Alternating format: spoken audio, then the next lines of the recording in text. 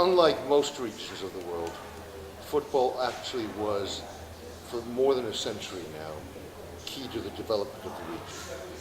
In other words, it was key to independence, it was key to the formation of nations, formation of states, it was key to keeping regimes in power, and it was key to changing regimes.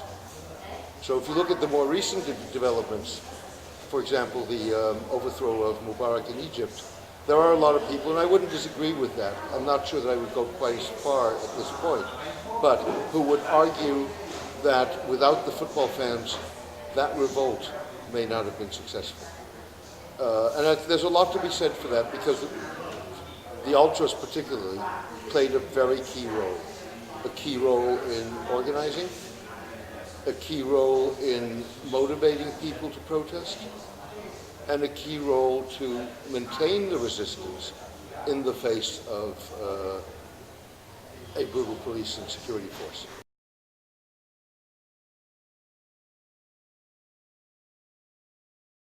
I don't think it's a question of social structure. What I do think it is a question of having the unity in terms of a commitment to one thing. And that commitment was the commitment to football. And more particularly, the commitment to the club. And an analysis, if you wish, of the power structure within which that club operated, in which was a very political analysis, even if the ultras wouldn't tell you that. So they viewed management as pawns of the regime. They viewed players as mercenaries. They were there for the money. So the third pillar in that power structure are the fans. And they were, as in their view, the only true supporters of the club. And because they were the only true supporters of the club, they felt that they could derive certain rights, including what they would term ownership of the stadium. And that put them in direct confrontation with the authorities. And I think it was that commitment that then produced the willingness to confront rather than walk away from this. That produced a group that was well organized, had street battle experience, and therefore, when things came to a head, had a very key role to play. If you go back, for example, in Egypt, the mass demonstrations broke out on the 25th of January, 2011.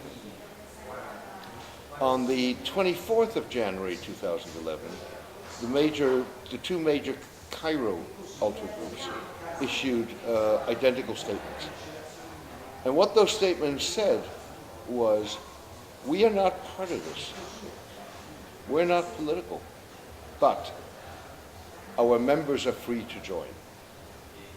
And what was then privately said, word to mouth, was, this is what we've been waiting for.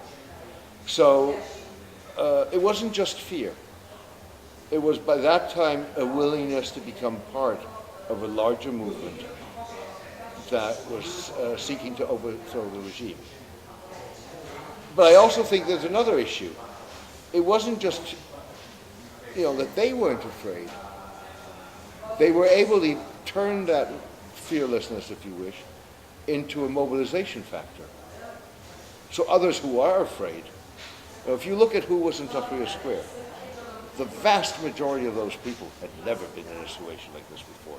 They had never left their house to go protest.